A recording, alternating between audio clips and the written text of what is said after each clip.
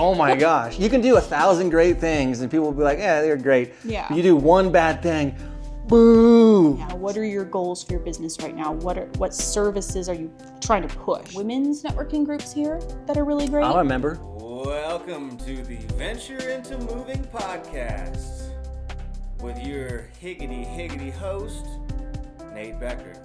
That's me.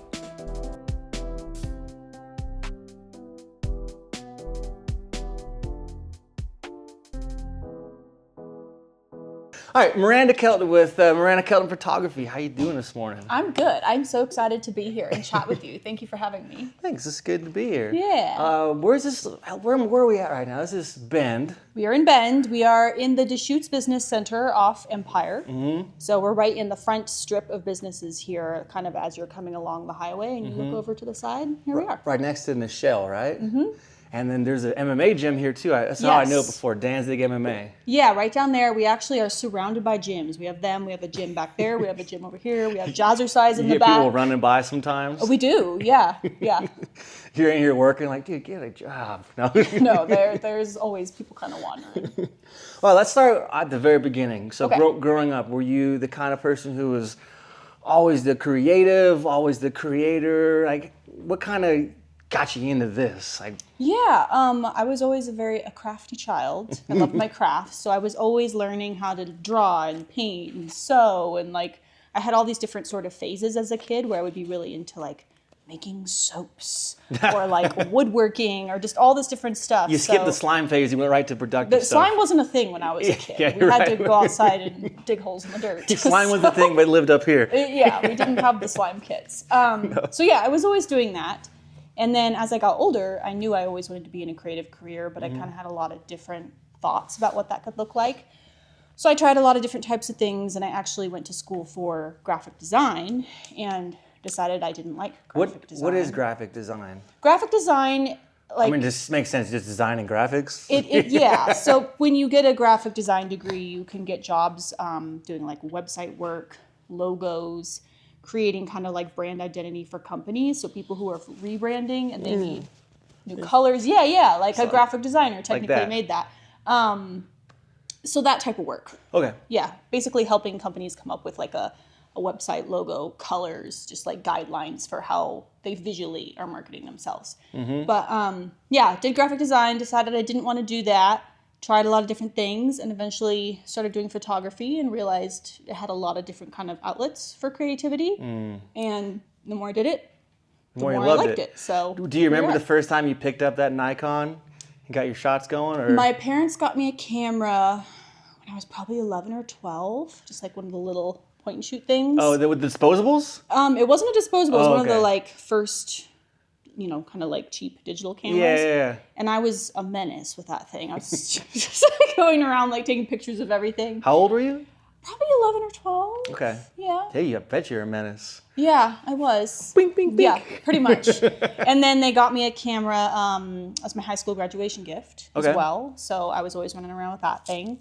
So I always liked photography, but I didn't really take it seriously until kind of later. Well, how would you know to take it seriously? I mean, it's an art form. You're not, like, no one tells you, hey, practice your art. They say practice your spelling and practice your arithmetic. No, that's true. I think what ended up happening is after, college, I was trying to figure out what I wanted to do, had a few different jobs.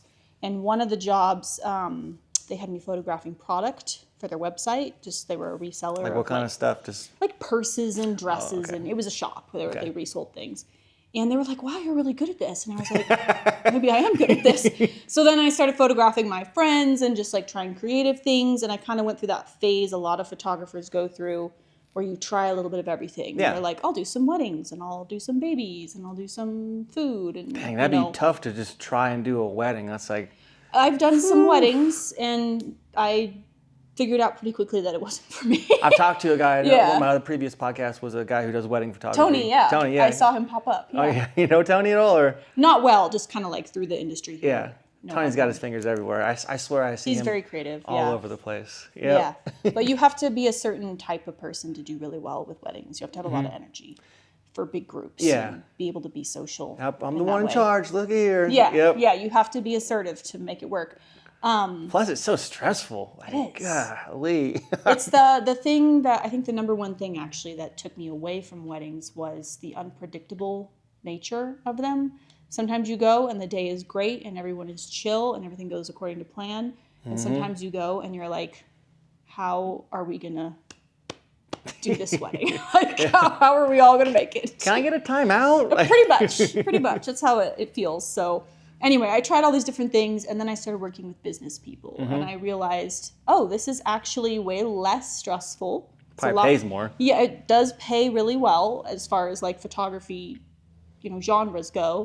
And then it's more controllable. The little type A me, it's like, okay, we can make a plan, we can make a schedule, and we can stick to it. It's not. Yep, I'm in your studio. crazy. I can see that you got that type A to you. It's everything is in the exact Organized. place. Yes.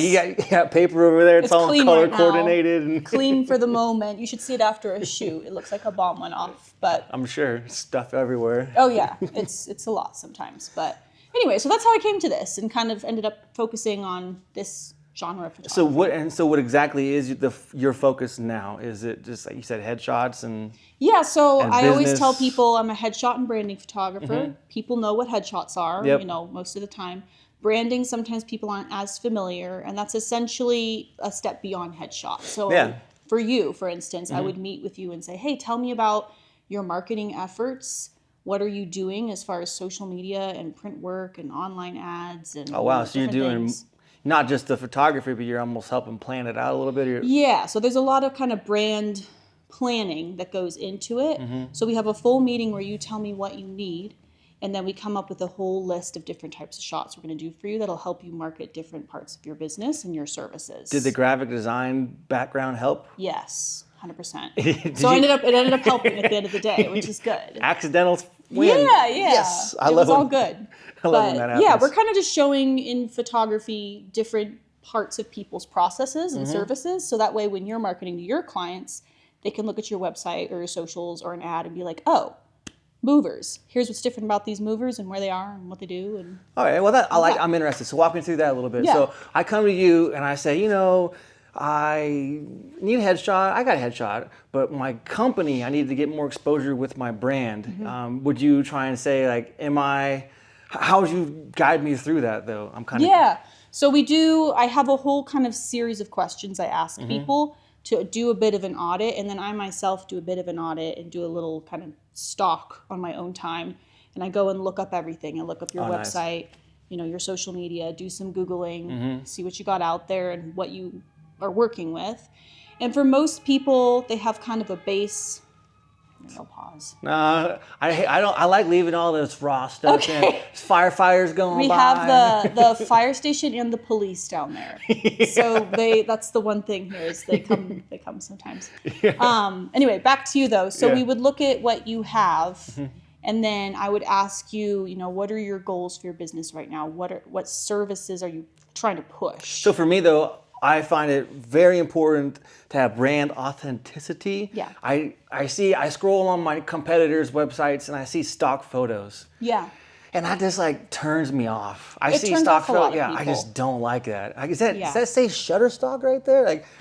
No, truly. And people do that. And the thing with the stock photos is you go on the stock photo sites. And I'm sure if you go in there and you're searching moving companies, there's it's the same. so many. So if every single site is using the same stock photo, one, you're not standing out. But two, it actually does hurt your SEO because Google is smart enough with their image recognition Oh, no way. that they can see, oh, this is a stock photo that's being used 20 times. I'm pretty intense about trying to get our photos out there. We have 800 5-star reviews on Google, something That's like that. awesome. Yeah. Killing it. And of those, I'm always trying to get my guys to get the customer to take a picture of the crew and post that with it too. Yeah, and So- that's trust, right? That's trust building trust and putting faces to names. And if you're able to build trust through what you do, that seems like it's almost That's invaluable. a very big part of it, especially for service providers. So I work with a lot of people who are contractors, interior we're designers, going into people's homes. roofing companies, and a lot of people have had maybe a poor experience, and they want to know who they're working with and who's going to be in their house. So having photos of yourself and your team is a big, big step for people to trust you. Yeah, I mean, for instance, movers, we don't have a good rap. Like people think that we're going to steal from them or show up drunk or just all these things. I know it. I feel the same way. Like when I'm hiring guys, I'm thinking, you're a mover, aren't you? You can't come here. There's definitely a stereotype. Or roofers or any of these like plumbers. You want to get someone who's you can trust. And with social media and the way the internet is, you can just do a couple of clicks and And having the reviews though is it's a big thing. And being in a small town like Bend, Oregon here, there's 100,000 people, and somehow or another, everybody knows everybody. And if you bugger up once, you mess up, and you don't make it better, know about it. Oh my gosh, you can do 1,000 great things, and people will be like, "Yeah, they're great." Yeah. You do one bad thing, boo. Yeah. I'm very heavily into the business networking scene here, and I go to a lot. So we hear the tea from everyone about what's going on, and I learned that pretty quick. I was like, wow, you really can't say anything because everybody knows everybody. Yep. Are you in business networking groups? Yes. Nice. Which one are you in, or which one? I'm in multiple ones. So this is like I actually have a course coming out on this soon. Oh, no way. I'm glad I asked. Yeah, because when I moved here, it was during COVID. I've only been here for 5 years as of right now. I didn't know anybody. Yeah. And I was like, okay, for this to work here in this new town, I have to really get out there and put your tendrils or whatever. Hit the streets and like see who's out here and see who I can meet. So I started going to everything, more or less. My favorite ones that I go to right now, I go to a lot of the Bend Chamber of Commerce events. Okay, right on. I used to go to the Redmond ones, but I don't go to those as much anymore. There's a few different women's networking groups here that are really great. I'm a member. Of the women's ones, a secret member. Get your wife to be a member. So I'm here to those. And then there's a lot of kind of smaller ones that people have put together. Yeah. And then there's some industry specific ones too that are for creative professionals. I think it's really important. It's like almost invaluable. You need to have your networking groups of people who are of exact like mind. Like I am in networking groups of movers and moving companies and moving company owners. Yeah, you can all learn from each other. Invaluable, especially when they got one guy in San Francisco, one guy in New York, all over the place. We're not competition. Yeah. And here in Bend, I'm a part of a couple of networking groups as well, but I'm not the Bend Chamber of Commerce yet. Which ones are you in? I'm in Bend Business Networking. Yes, I visited that one a few times. It's been a while though. And one of the BNI ones.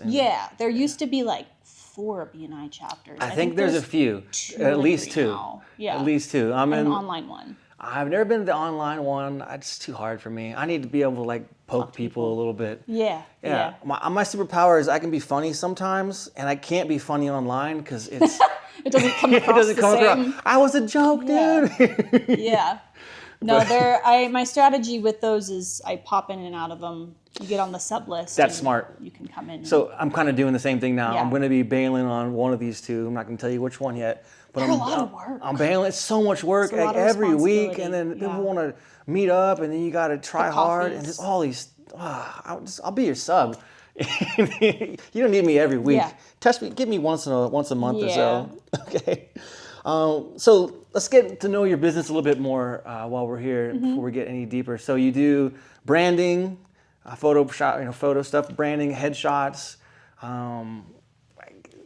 What's my question going to be there? Like, I want to get to know the business a little bit more. Is kind of like maybe you could come at it from your perspective. Like if you were going to hire someone to do photos for your business, what kind of questions would you have? I would want to know if you got roots in Bend. That's kind of the biggest thing for me is like what is your networking going to be, and can you get on the same eye level with me on what I want from my brand? Also, are you tough enough to say, hey Nate, what you want is stupid?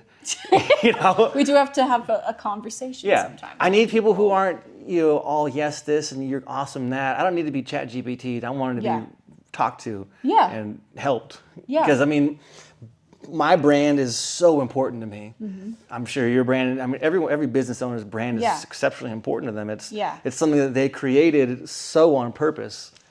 I would make sure that you were going to come in and we could grow together kind of thing. We'll honor your business. Yeah. And this is actually so interesting you bring it up because whenever people ask me, what kind of clients do you get for branding specifically, headshots is all across the board. Yeah, someone who's got a good looking chin. Got a good look. We can have everyone do a little chin enhancing and posing. But the people who come to me who are my best clients are people like me and like you who their business is their life, and you've invested your last freaking dollar into this sometimes. Like, you have really made this so just like donated a part life of your force. person. 100%. Yeah. So for you to trust somebody to represent that and to spend money and time, because it ain't cheap, right? No, it takes a lot of people and a lot of energy to make things happen well. That people are nervous. So I've done quite a lot of work on my website, and if you look me up and look up my Google reviews, it's so rewarding when people leave them, because they'll write these reviews to say, I felt like she listened and she was able to meet me where I was at, listen to my ideas, but also bring in some of her own in order to kind of like really tell the story of my business visually. It's an art form. Yeah. It's truly an art form. And then plus like the interpersonal part of it, understanding who your client is and what they want. Yeah. And testimonial marketing has been really, really powerful for me. I have not only the Google reviews, but a lot of clients who have come in and done video testimonials. And what do you do with those? They're on my site. I use them as marketing pieces. I think I've run one or two as ads before, but I've booked clients from them. I have. People have sat there and listened to a testimonial and been like, oh my gosh, I really resonated with this lady and what she said and what her problem was and her story about how you helped her. Especially when they're like raw and real ones, because you can you can tell when someone's like scripted. Yeah, and it was great. I never felt so happy. So happy in all my life. But this is a really good point that you bring up, because trusting somebody is very hard. And I have a slightly more involved process than a lot of photographers do. Where if you sign up for a brand shoot, there's a mandatory meeting ahead of time where we basically sit down like this and we brainstorm and we brain dump, and like I have all these questions I ask people to make sure that I understand them and they understand me. And then we put together a plan. I say, here's the plan. Tell me stamp of approval or if we need to change anything. It probably feels good to be able to help it does. a company like that come along or make the next step. Or because it helps you make more money. You can charge more when you have that like trust. The trust economy is what they're calling it now. Trust snowball. Yeah, it really makes a difference. That's good. It's super cool.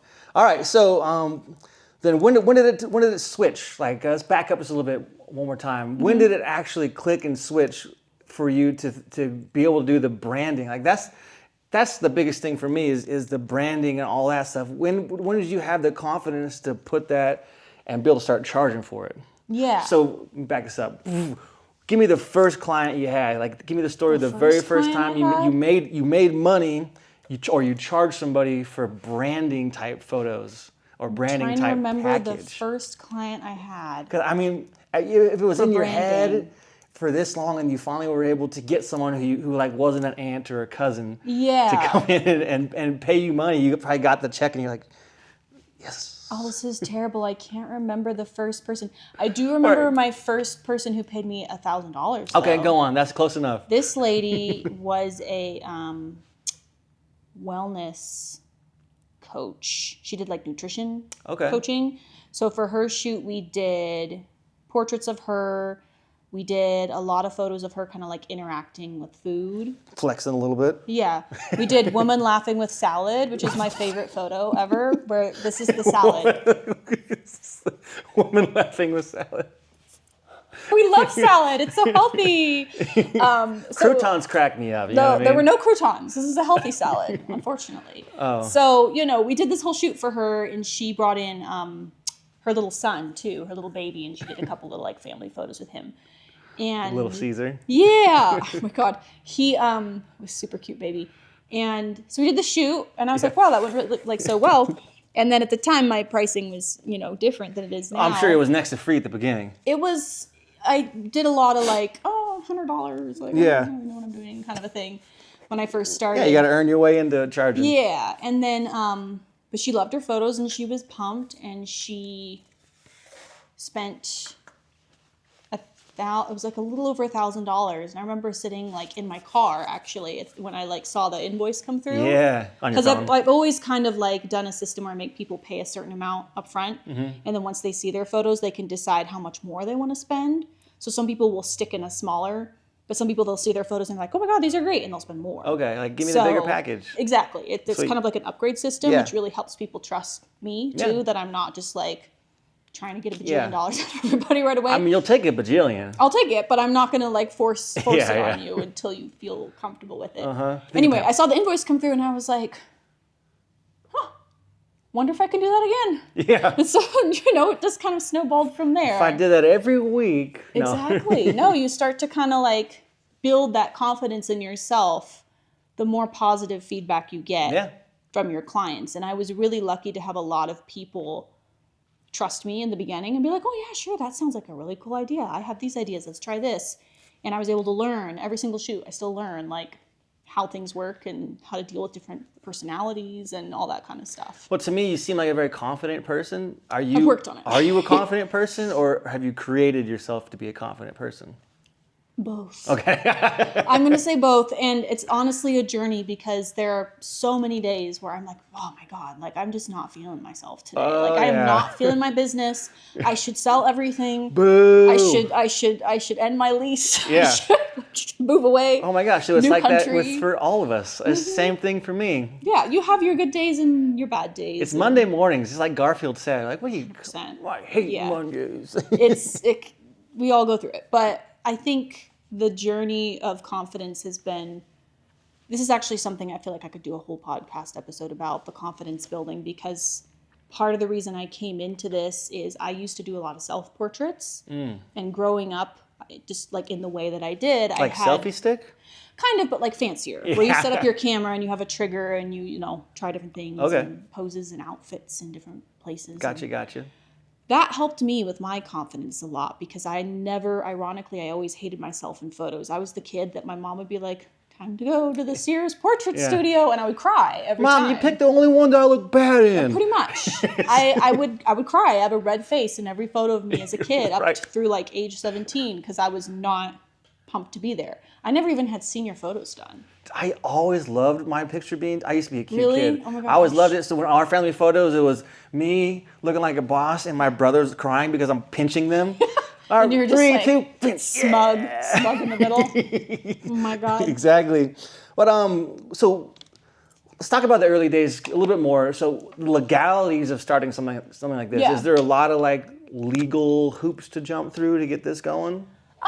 Yes and no. I mean, there's not as many as some other types of businesses. Yeah. Photography is a pretty unregulated industry. You can kind of do whatever you want. You can charge whatever you want. Pretty you much. can all these things. There's people out there who are really, really great photographers who do not charge enough and do not structure their business as well. And then there's people on the flip side who like are killer at running a business, but they're really not very good photographers. Oh, yeah. But they make way more money because they're confident and they Yep. decide what to charge and they charge it. So legality wise, I mean, there's all the basic things, right? Where you're like, okay, we need our LLC, we need our business license, and we need to pay our freaking taxes. Was it But- hard to find your business name, or did nobody else had it? Well, since it's my name, No. it was okay. It was okay. But I mean, for photography, the legality stuff isn't much at first. Okay. But the more you grow, like this is my second commercial space. When I first moved into a commercial space, I was like, oh God, like, what do I not know? Is there more? It's probably so scary. I was concerned. I was just like, ooh, I hope I'm not forgetting anything or like accidentally doing something wrong. But I think having people in your corner to help you is really important. So one of the best things I ever did for myself early on was I hired a CPA. Okay. And she was able to look at, So you did that early, huh? I did. It was one of the first things this was probably 7, 8 years ago. One of the first things I really outsourced. And she basically looked at my like pricing and my profit and loss. And she was like, Charge more. how did you know? She was like, so you're going to go to business. And Yeah. I was like, but she was right. Like she called me out on a lot of things. Which And then- we all need that. And we need the ability to be, like someone needs to talk shit to us in a 100%. loving way, and we need to be able to take it and not Yeah. get mad at it. Yeah. I see that with a lot of small business owners.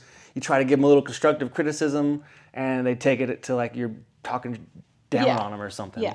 There's a lot of, you have to be open to knowing what you don't know and taking everything with a grain of salt, right? Like there's a lot of people out there that give great advice and a lot of people who give really poor advice. And Yep. you just gotta Yeah, I got to know how to listen sift through it because everyone be wants to give discerning. you advice. Like with me and my moving company, everybody wants to tell me how to run my company. Yeah. Everybody wants to tell me what to do next or give me let me get you a word of advice. No, thanks, Grandpa. Like, what have you done? I want to hear words of advice from people you're Well, and you're going to get people that tell you that you're stupid and you shouldn't have a business. Yeah. I've had some of that. And I'm like, well, I mean, having a small business is not for everybody. So speaking of the legal stuff to jump through, you said you're starting courses soon, or are you starting? yeah. So this is kind of a somewhat new thing. I actually released a course right before COVID about 5 years ago, literally like the week before COVID became a thing in the US. And of course, I, like everyone else, was like, OMG, what's going on? That's when I got it. I got COVID in Peru. Oh my gosh, before Yeah, and I was flying back. you were a super spreader. I was flying back coughing, like, what's going on with me? And I started hearing news reports, and I was like, that's weird. gosh. And then I'm thinking, I'm on the airplane just like crazy. hacking a lung, Well, just giving it to everybody. you got it over with quick, I guess. Did you get it more times after that? I got or- it 2 more times because I'm reckless. I've had it twice. Yeah, I'm a 3-timer. I'm a reckless person. Oh, I like to well. lick flagpoles and stuff. That'll do it. All right, sorry to digress. You were saying you're starting a course. Yes. So right before COVID, I Yep. released a course about branding as a concept, because I Okay. have a lot of businesses that would come to me and say after their shoot and be like, "Oh my gosh, you were so helpful. Can we pick your brain about stuff? Like, we want to know about more. We want to learn more For about 15 easy payments of $12.99, you No, can. literally. So I kind of was like, oh my gosh, I should make a little course. And that can be something that I can either give to my clients who've already worked with me, use it as a way to market. So I did this, and then I completely flopped it and didn't market it at all because I panicked over COVID. You didn't market your marketing course? No. Sorry. That's why it's so embarrassing. I was like, I made no money. It was really not great. But I went through it, right? I was like, Yeah. just kind of shut down my business during COVID. What platform did you do it on? Like I did it on or? I don't even know if it really is a thing anymore. A platform called Udemy. Yeah, I don't know. This was a long time ago. I didn't know what I was doing. Udemy. I think it's something like that is the Oh, concept. you to me. Okay, that makes sense. But it's down. It's been taken down. So I've always wanted to redo it, and now I'm finally doing it. But we're doing it in smaller segments now instead of one big mega course. So my first one is going to be about effective networking strategies, especially for people who may not feel super confident about in-person networking, people who maybe have a hard time talking, Dang, to that's strangers. Actually, yeah, it's kind of, Which is a skill I had to learn. Stranger because- talking? Yeah, because I wasn't good at it. I never learned how to do it. So That's good. I actually have some free candy in my van.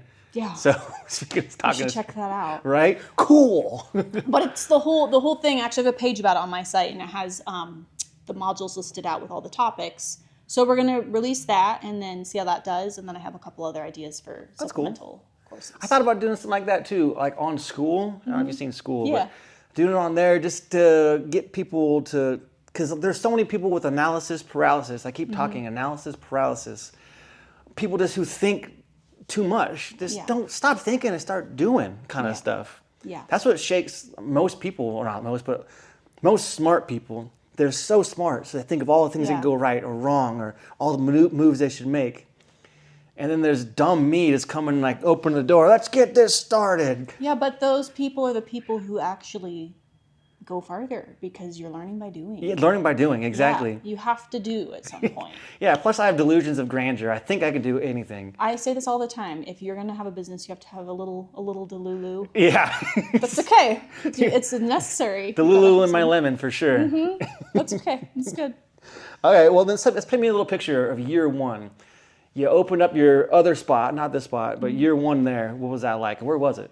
So year one here in Bend. So I never had commercial spaces until I moved to Bend. Okay. So I was in Portland before, and then I was in California before that. So I didn't get a commercial space until moving here. So we can just start there. Yeah. I was Delulu. Okay. I didn't really have any money for it, but Perfect. I saw a space. Now look at you. Yeah, I saw a sublease pop up on Facebook Marketplace, and I was looking at it, and I was like, that would make a good studio. And I scrolled away, and then I was like, wait, how do I and I find kept that. looking at it. Yeah, over the next few days, And Just like going back to it. Oh yeah. yeah, pretty much. I could do so much. But it was with kind you. of that thing in your brain where you're like, should I do something about this or should I ignore it? So I kind of decided randomly, I was like, you know what? I have some savings. Mm-hmm. It's the middle of COVID. I'm in a new town and I know like 5 people. Let's open a commercial space. Why not? Pretty much. I was People like, are gonna love to come to my studio during COVID. it was a very YOLO mindset. So I was like, okay. And I went and talked to the lady who had the space for rent. And she was like, yeah, you want to rent it? And I was like, yeah, sure. Here's some money. So it was very chill because it was a sublease. Yeah. And I was able to start things slower. And I was overwhelmed because it was all new. Yep. But in a way, it was really great because it was lower pressure being a sublease. There wasn't as much like legal stuff going on because you just give somebody some money. Yep. And I was able to slowly kind of build, and it really forced me to legitimize a lot of things that I'd been putting off. Mm-hmm. Just like process stuff and some legal stuff and like registering your business and all these different things that I just hadn't done. It's really kind of easy. Yeah. Though. I mean, people make it sound a lot harder than it is, in my opinion. It's not that bad. That was one of the things that really got me. Oh no, I gotta fill out forms for the government. Ugh. Oh, no. But my dumb ass, I went down to Salem to do all the. I could have filled forms out on the internet. I just filled them out. I filled them out at the Department of Transportation. Did you really? Because I wanted to. I thought I'm gonna mess this up. I want them to see my face that. I'm trying. Look, I'm Nate. I'm just trying so hard. You like me. You did it, right? And it got done. Yep. So And that's a lot more than... as long as we do it, it gets done, right? Exactly.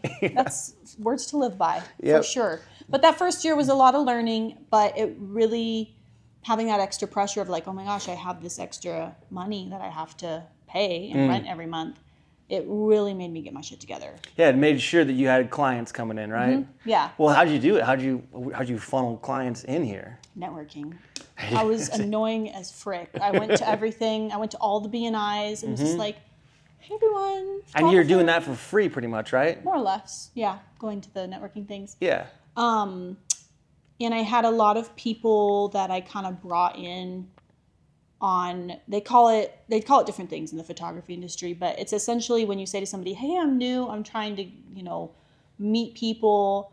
If you could come in and I'll photograph you and I'll give you a couple free headshots. If you could like write me a review or like tell your friends that you had a great experience. So I did a lot of that kind of stuff. Tell 3 friends and I'll get you a nice headshot. Exactly. Yeah. I had kind of like a referral Woman system. laughing with salad. Woman laughing with salad is a very popular shot. Go on Pinterest and search that and you'll see all there's even man laughing with salad. Here we go. It reminds me, I think it's called the Darjeeling Express. It's a Wes Anderson movie. There's a photo called Boy with Apple, which is, this is a marvelous picture of a boy holding an apple. And don't know why I brought that up, but yeah. Girl laughing with salad. It's a thing. But yeah, so a lot of that, a lot of just consistency. I think in a town like Bend where, like you mentioned, everyone knows each other. People really, really rely on referrals here. Yeah, we like to talk to each other. Like we'd love to be like, hey, I know somebody. You got to check this person out. So I was able to kind of meet some people, like people at the Bend Chamber and people who are really well connected here who were kind enough to say, hey, you should talk to this person, this person, this person. Go have a coffee with them. Yep. They'll introduce you to this person, this person, this person. And then after a couple years of doing that, I was like, oh, people are calling me because their friend, who I don't know who that person is, heard of me and said I was good. Jennifer loves you. That happens. People will be like, oh, so-and-so referred you. And I'm like, I don't know who that is, but I'm very happy to hear it. Yep. So it was a lot of kind of boots on the ground, like just really being out in the community, going to multiple networking things a week and just forcing myself to like go out.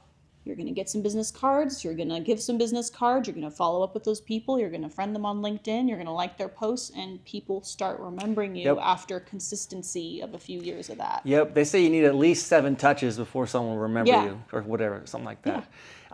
That's what, my year this year has been the same thing. I've just been like hounding networking. Yeah. And I turned off all my advertising. How about you? Do you advertise? Ads. Do you do paid ads? I have experimented. I have really heavily relied on more organic strategies. Yeah.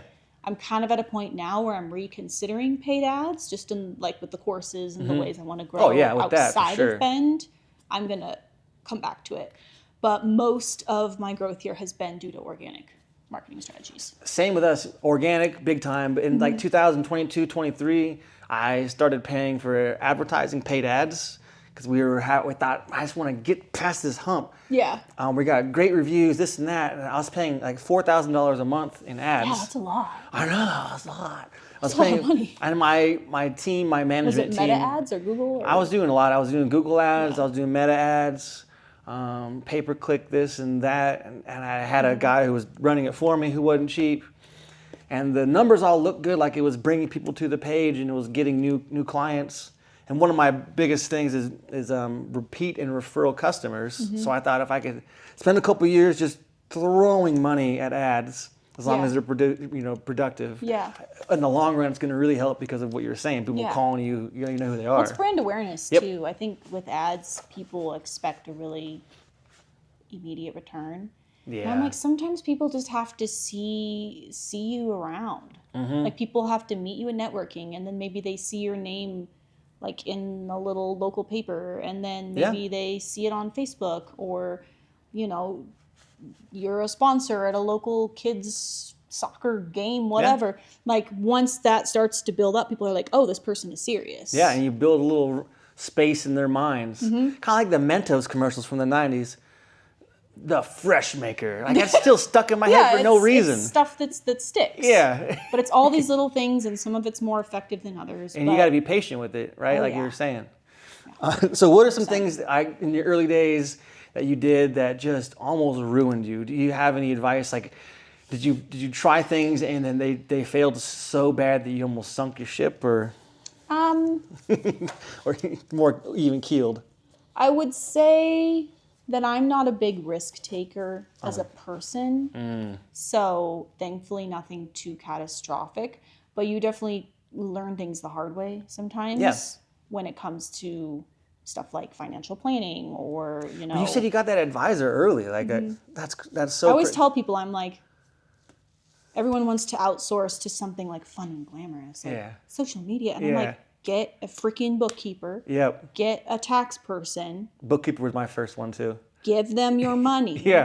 It will be the best thing you ever do, because they will tell you if you are making mistakes. Yeah, and like when I first started, I'm so dumb. I started making money like, oh my gosh, I just made $60,000 this month. You're like, I'm rich. I'm absolutely the richest guy you've ever met. Like sushi on me, baby. Yeah. And then I realized, that I made 10% of that. Exactly. Well, and that's something that working with business owners can be nice, because they may see like my price. Yeah. But they know, like, just because you're paying me this much money doesn't mean that I'm taking that much money in. I have to pay multiple people who help me, taxes, like it's same thing. Like you're not taking home that big chunk. Your years of experience that you've dedicated, your blood, sweat, and tears, like that needs to be. It's your pricing is all it is math at the end of the day. Yeah. And that's what I tell people whenever they're confused, is I'm like, look, this is a mathematical choice. I'm not just charging a bunch of money because I feel like it would be cool to do that. And you built enough trust where they'll trust that their return on investment is going to be enough. Yeah. Which isn't, that's the only way you can go is through trust. Yeah. People have to trust you, especially if you're like, with headshots, I guess, people got to trust you. They got to smile and feel good around you. But if it's a business paying you for that, they got to really trust you. Well, the headshots, I'm lucky with the headshots, because that in and of itself is a trust building experience. So I'll have people who reach out and they want to do a big thing, and they're like, oh, I don't know, like we feel maybe not ready. And sometimes it's financial. Sometimes people just don't want to be photographed, and the thought of it freaks them out. So I'm like, listen, fake for a minute. Come in for 1 hour. We'll do some headshots. Go on your way. See how you feel. Trust me, they'll come out good. We'll find some good ones. If it was the worst thing that's ever happened to you, then you don't have to come in and do more ever again. But if you actually manage to have a good time and you feel good about what happened, then that person is so much more likely to come back a few months later and be like, okay, we're ready now. Like that was bringing the kid in now and the dog. People do. You do dogs? Yeah. Of course you do dogs. It's Ben Horton. I had to learn real quick how to do dogs when I got here. Anyway, but back to the original question really quick about I bounce around. the mistakes. Yeah. I think what I was going to mention, my one point I was going to mention on that is there are people who will give you very bad advice. Mm-hmm. And something I think that's really important is don't just listen to the random business advisor in your town. Mm-hmm. Make sure that you are talking to people in your industry, because what works for one industry doesn't always work for another industry. Yep. So you need to talk to multiple people in your industry and get advice from people who are actually doing it and doing well at it. Just because like your dad had a business once. Yeah.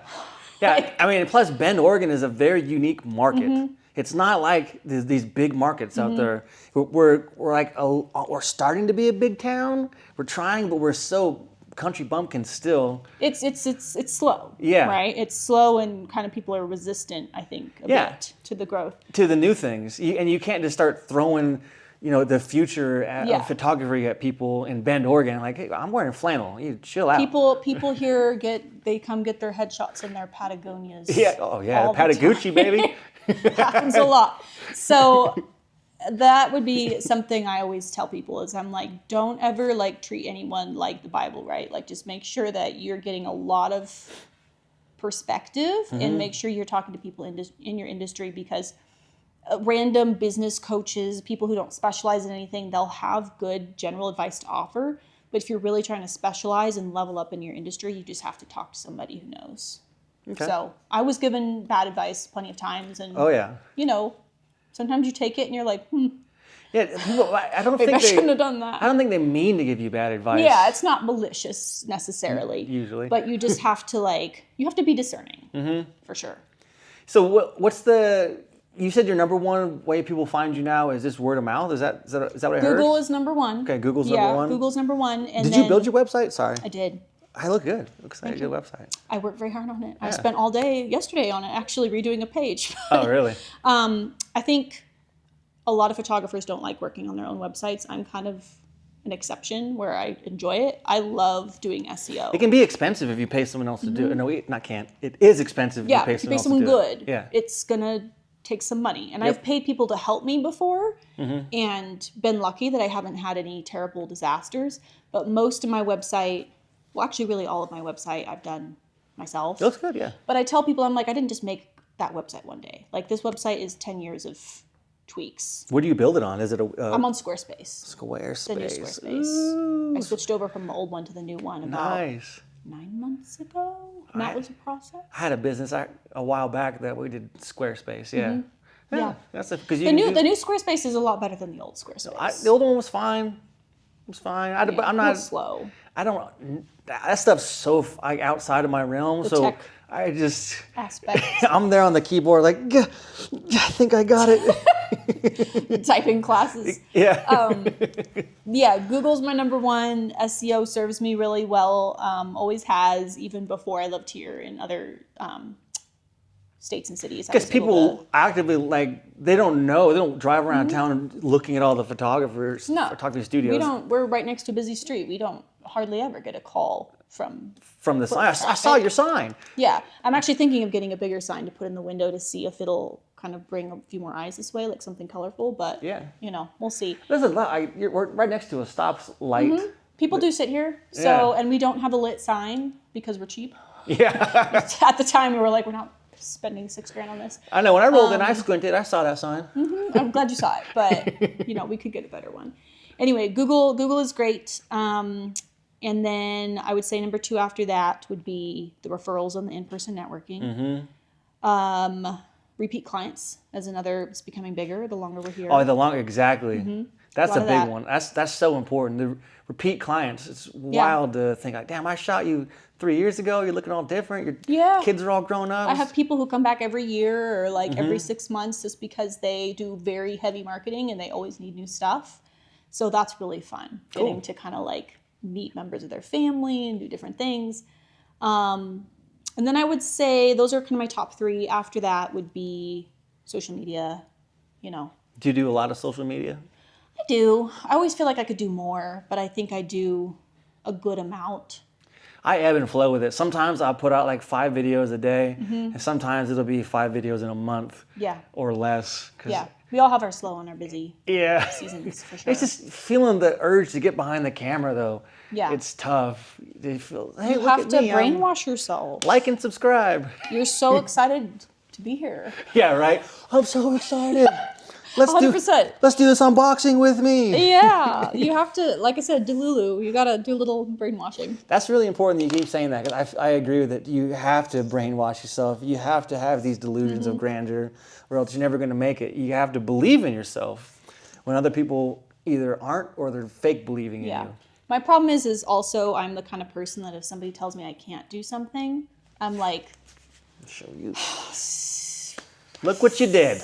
Great. Now I need to obsess about this for the next decade. no, pretty much. Yeah. I hate to say it, but some of the growth has been due to Spite growth? spite. It's kind of why I started this business too. I was working for a big name, United Moving Company, big namer, and I thought to myself, I could do this better. Yeah. This company has been in business since the dawn of time, doesn't have any idea how to run their business. But, the bigger a company gets, oftentimes the more disconnected they become from their customer. Yeah. Right? And like the experience. And I would hate for that to ever happen to me. Hopefully that sort of thing never happens. But I hope it does to me. Let me get big, baby. you're like, let me retire and sell and never think of this again. Yacht. Hey, whatever works. No. All right, back to what we were just talking about. So once someone finds you, what do you do to turn them into a long-term loyal customer for That's a life? good question. So let's see. When people first reach out, they either submit an inquiry, like if it's a random person from Google. They, submit the form, they get a little email saying, schedule a call, and I have a call. I have a call with everyone. I don't care if they want a headshot or if they want a 2-day shoot. We're having a call. Do you use any AI for any of this? I have a lot of automations set up, but I don't have an AI like a bot component because people don't like that. They hate it in band. You're right. People I've been trying to switch into it, but it's not going to work yet. Give me a couple years. I think that people want to feel listened to. They don't want to call and get the outsourced person in another country or the really, really long message thing with Press options. 7 People don't want that. So they love talking to the owner. Yeah, they love talking to people. So one of my things that I try really hard to do is if I'm, doing something and I see an inquiry come in and I read it, if I have 10 minutes, I will call that person right then. Are they shocked? Yes. People are like, hello? People are shook. They're like, oh my God, thank you for calling. And I know that because I'm like, okay, this is what happens. People say to themselves, I need to find a mover. They sit down, they look at 10 different movers. Yep. They send emails and calls. Whoever gets back to that person first has the highest chance of converting them into a customer. Oh, yeah. So sometimes I can't, right? Like sometimes I'm on a shoot or I'm in a meeting or I'm busy or something's going on or the person inquires at 10 p.m. at night, right? Yeah. Sometimes we can't. But when the person inquires, they get an automatic email saying, we see your inquiry, we'll get back to you. They get a text saying, we're going to call you from this number. And then I'll call them either as soon as possible or they have the option to schedule on my calendar. And then I'll call them at that time if I'm too busy and can't get back to them. But I have booked people from that. They're like, oh my gosh, I emailed 5 photographers. You're so responsive. You're the only person who called me. And I'm like, here I am. Let's talk, you know? 100%. People love that. People are obsessed with that. People are like, wow, this is... And I'm like... Especially from a small business. Small businesses, Oh my we're usually gosh. too busy, so we can never get back to them in time. But you have to prioritize the right things. Yeah. And I would, in my opinion, I'm like, for something like either of our businesses where trust is very important, if you call that person and you're like, hey, are you free for a few minutes? I'd be happy to talk to you now. They're like, oh my gosh, okay. So then from there, I have a kind of series of questions I lead people through where I'm like, tell me what you need, what you're looking for. Based on what they tell me, I'll recommend to them a certain type of session. I'll say, hey, you're saying you want one headshot, you want to be in and out, headshot. You're saying you have a huge business and you want to launch ads and you want to do all this stuff, let's consider the brand option. Yeah. And then from there, I have different little processes I lead people through to make them feel really prepared and listened to, organized, scheduled. That creates the loyalty because people are like, oh my gosh, this person has my best interest. I'm not just a paycheck to them. And those are the people who come back because they're like, oh, this person was like not only good at their job, but they were responsive, and I didn't have to like go through any kind of frustrating experience to get what I need. Yeah, you made it the experience not suck. Yeah, Which is like such a low bar, but it is. But like, and also I say this in a joking way, but I tell people I'm like, I'm nice for a photographer. There's a lot of photographers out there that have this very strange sort of sense of ego of like, I'm a photographer. Like, I know best and I know what's going to look the best. And I'm like, people come to me with crazy ideas sometimes that I'm like, okay. But if they want it, we do it. I'm not going to tell them no. If they have a vision for their business, we figure it out. People have the most insane concepts sometimes.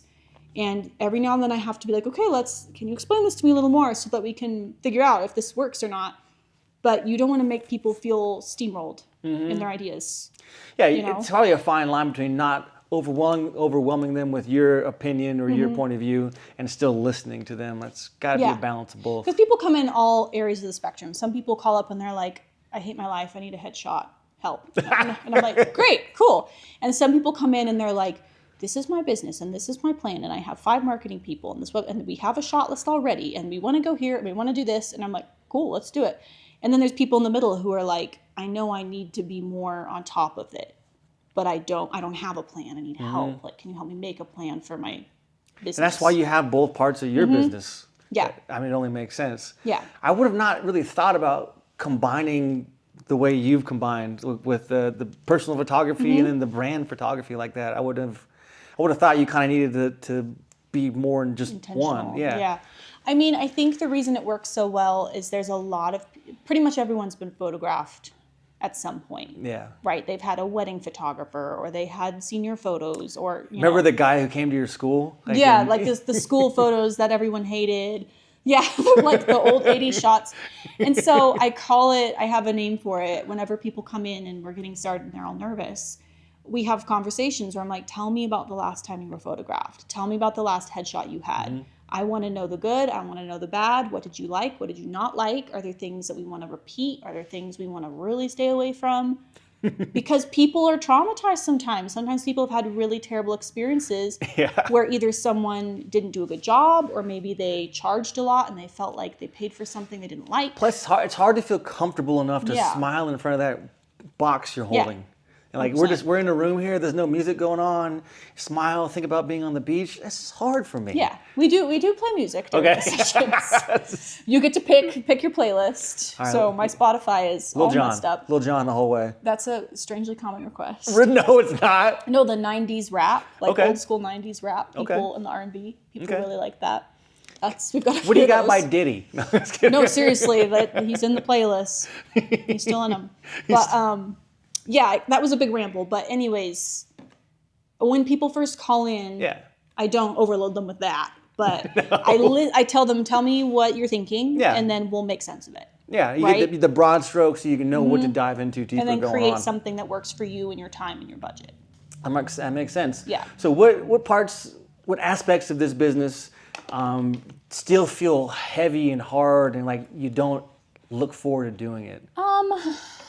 Some of the admin, the cleaning. It's always the cleaning. Fucking cleaning, man. I've had a few different cleaning companies in town I've tried and I've kind of experimented to try and find a good fit. We're still working on it. I got a few. Yeah, give me some referrals if you have them. Things like that, the repetitive small stuff, that kind of thing. The cleaning, the admin, some of the back end work, like I don't love long editing days. The editing would be. It can be challenging, but I've outsourced it for a long time, just in different ways, and I'm kind of in a new type of outsourcing right now that I'm still trying to figure out because the editing world is changing so fast with AI. Yep. So you kind of have to like walk this line of being on top of it, but also like not being cheap and negligent. So, plus, I mean, editing is a big part of the final cut of the final thing. So you spend all this time doing everything else, and then the edits come out not to what you were hoping for. Yeah. So I would just say that some of the like admin stuff, And these are a lot of these things. Like before I had a bookkeeper, I was like, oh God, I'm probably doing this wrong. Like, Oh, you can't- were guaranteed. IRS is coming for me. Exactly. But like, Please, sir. you outsource these things, you know, when you can, because it's so worth it to maybe have a little less extra profit to just have the peace of mind that something's being done correctly. Yeah, the outsourcing that I've done with my business has helped the remaining hair stay on my head for sure. Yeah. Just like doing bookkeeping, that was tough. Glad I don't do that anymore. I don't make any phone calls anymore. I've pretty much made myself irrelevant at work. Yeah, no, that's good. I used to have to do everything, and now I can hang out with you. A lot of people I would struggle with that because I'm a perfectionist. And you wear every hat in the business. So I want everything to be done to my standards and better. Mm-hmm. So every time I've outsourced something, there's this period of like anxiety, just wondering if it's being done right. And then, you know, it's hit or miss. Sometimes you hire people that are amazing and you're like, oh my gosh, this is the best choice ever. Yeah. And sometimes you have to try a few times before you find somebody that really works for you. So you fired people before? I haven't fired people necessarily. Well, indirectly. Yikes. I've let people know that they're not the best fit moving forward. That's firing. But I do a trial period with everyone. Like I have a lot of independent contractors and we always do some kind of trial period. Yep. So that way, if they don't feel good about it and I don't feel good There's about one of my it. moving trucks. Sorry. Oh, Sorry. really? Oh my gosh, that's so funny. Wait, I want to see it. I don't know. I caught it at the corner of my eye, just approaching the stoplight. There it goes. Look at that. Look at that. Yay. So anyway, if you're just listening and not watching, even if you are watching, you can't tell, but one of my moving trucks went by, and I'm so on the street. I love when that happens. That's so fun. That's like when I see people out, like I'll be scrolling and I'll see like people posting and one of my shots, and I'm like, oh yay! And like there it is in the newspaper or something. What were we talking about? Firing. Sorry. No, it's okay. The trial periods. Yep. I think just as a general piece of business advice, if you're doing like independent contractor hiring over like employee 1099. hiring, it's really important to make sure that you kind of have an out, because sometimes someone will seem really promising at first, but then after you work with them for a month or 6 weeks, you're like one of those 90-day probationary period type of. kind of. Yeah. Yeah, we do that as well with every one of our movers, and everyone we hire, we do like a trial period. It's a 30-day trial period. Yeah. You can tell if someone's going to work out. in Yeah. the Are first, they going to show up? Yeah. Are they going to do their work? Are they going to be Yeah. crazy? Yeah, are they who they said they were? Is this person going to like steal my stuff? Like what's going on? I like, whew, you can't have a photographer, working for you who's creepy. I can't have a mover working for me who's creepy or like steely, Oh, yeah, And you hire one person who steals a clock, your company's done. Or you hire one person who like makes someone feel weird in a shoot. Yeah. That could be the end of your business. So. Well, I think what you're doing, taking a picture of your crew and putting that on Google reviews, is so smart. Just being like, oh, these people, like these are real people. Yep. And it's not like. And whenever my guys get a 5-star review or any kind of review, even a 1-star review, put online with their photo and their name, they get bonus points, which ups their pay each month. Yeah. And they get hundreds and hundreds and hundreds of dollars so smart. because they're getting named out there. Plus, you scroll through our 5-star reviews, and there's so many times where like the specific crew is mentioned that sometimes people call up and say, I want Phil and Bryson on my team because they seem like they rock. That's So awesome. it makes my little, That's so cool. my little heart warm. You're like, oh, Yeah. okay. Phil and Bryson are really cool. That's You're so right. great. I love that. So we're getting down to the nitty gritties, and we're almost done with this bad boy here. So let's think about this. If you can go back and talk to yourself year one of your business, or someone else is starting brand new, what piece of advice would you tell them, or you? I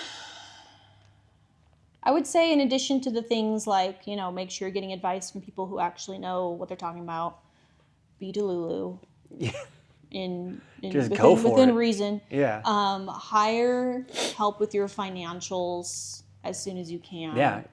Because the taxes and the all that is just so important. I heard that the IRS doesn't give you like second chances. Or if you mess with the IRS, I think it's one of those things you don't do, right? There's things that are red flags, right? Like if we're trying too hard to like evade our taxes, Yeah. They know. Yeah. Like they know. If So you're saying your take home's $27 a year? Okay. and then spend $27 a year for 10 years? Exactly. Exactly. So someone who's starting out themselves, you said it a few times now, hire someone to cover your financials. You need a bookkeeper, CPA, Yeah. financial advisor type. That I think is really, really important because I think it helps you waste less time in the beginning. Because I think a lot of us, we are just like, I'll charge what everyone else is charging and like what seems reasonable, and we'll just see what happens. And then if the numbers aren't working out, like if mathematically it doesn't make sense, you don't have anybody to say, hey, you're going to go out of business. yeah, things will fall apart, right? But then on the same end of the spectrum, you can't just start charging like a really premium prices if you don't have the proof. Yeah, that you got to put a decade in first. So you have to like be smart, right? But also don't shoot yourself in the foot. And if you can start from a smart, logical, mathematical place, you're going to be way above people who don't, right? So I think for any business, that's really good advice. And then also, like people ask me about the marketing all the time. Like, oh, you do so much marketing. You do this, you do that, you do email, you do networking, you do all these things.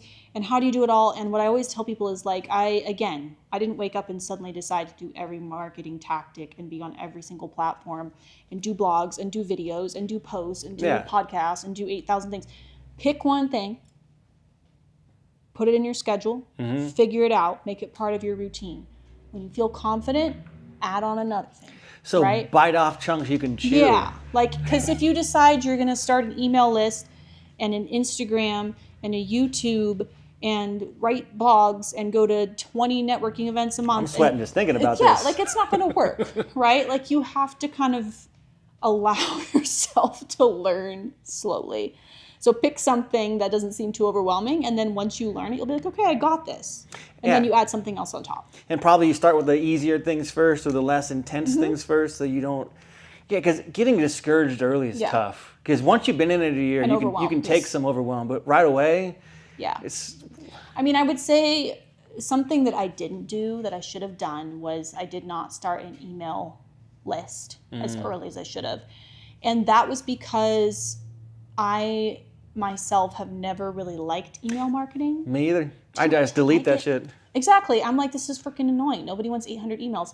But then, so I just was like, this is stupid. I'm not doing it. But I had a friend who worked in social media, and she called me out, and she was like, just because you don't like emails and don't read your emails doesn't mean other people don't read their emails. I'm telling you. And I was like,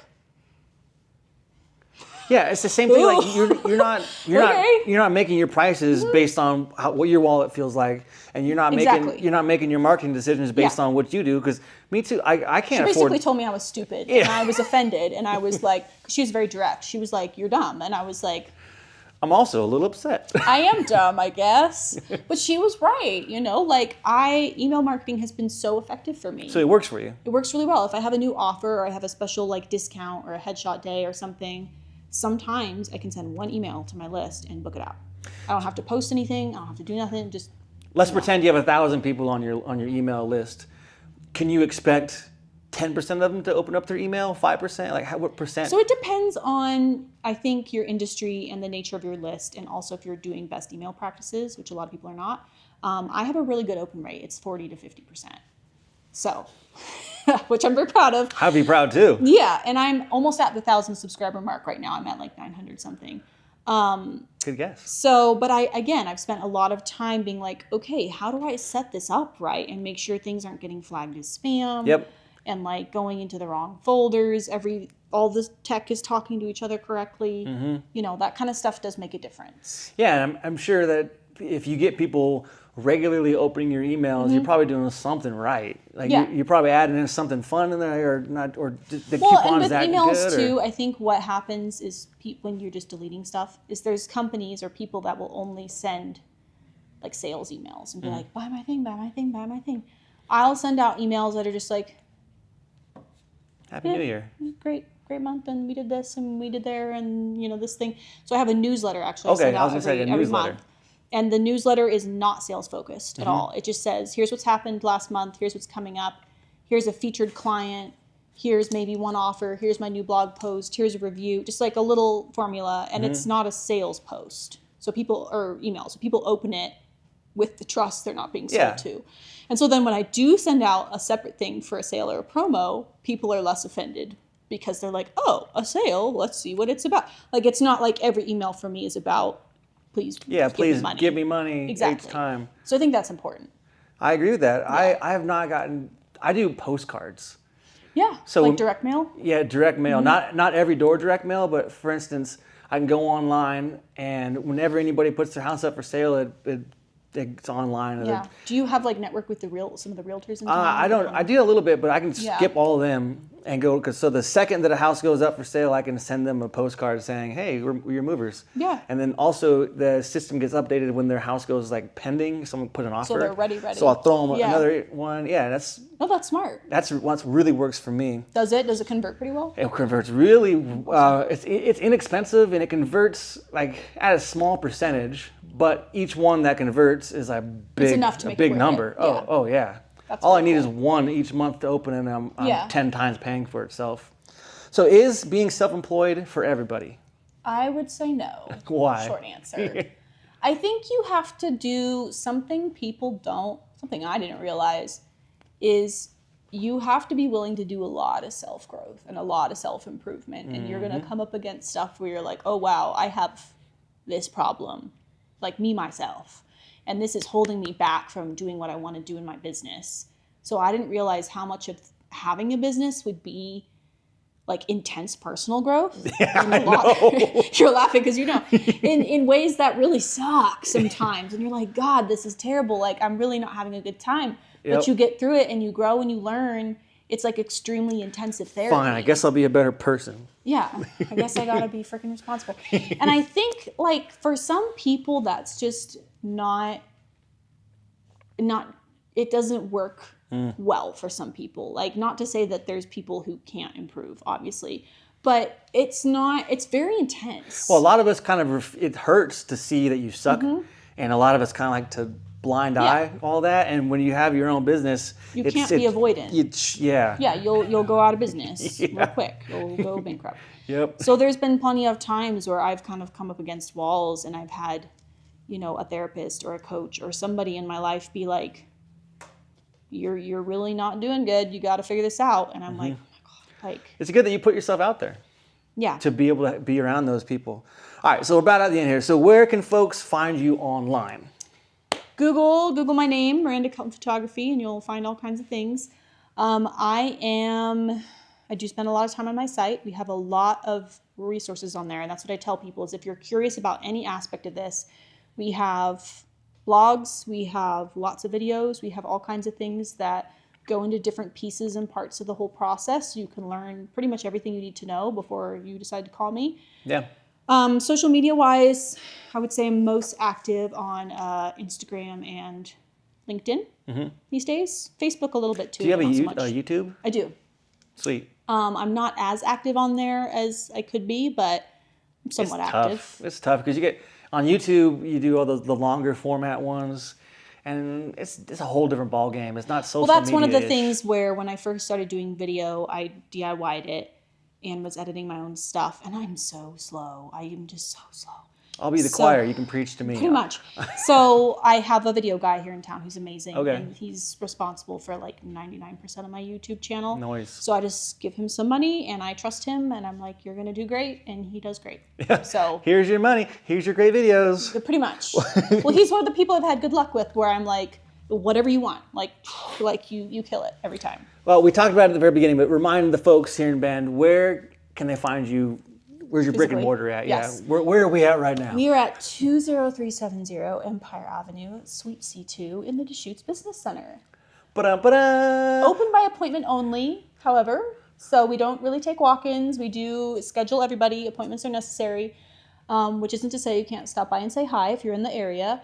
But give us a call and you'll talk to me and we'll get you set up with whatever you need. Or even if you just have questions and you may not be ready to book yet, I'm always happy to talk to anybody. They have questions about what makes sense for them and what doesn't. Oftentimes we'll have calls with people and they'll be like, this is great, talk to you in 6 months. And they come back when they're ready. So, we're We're very centrally located. We have great parking. Yeah. It's very easy to get to. And there's a Jimmy John's right over there. There is. There's a Jimmy John's. That's all you need. We were going there a lot when we first moved in, and I was like, oh my gosh, I need something. I know, Dal, me too. I like Yeah. number 12, the Beach Club. Anyway, so this has been another episode of the Venture into Business podcast. Miranda, thank you so much. Yes. It's been lovely. Yes, thank you so much for having me, and I hope you guys really enjoyed this.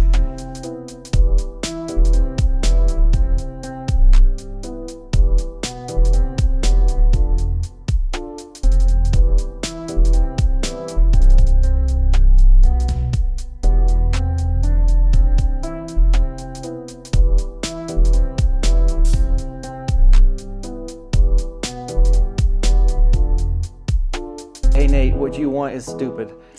You know? We do have to have a conversation Yeah. sometime. I like to you know? lick flagpoles and stuff.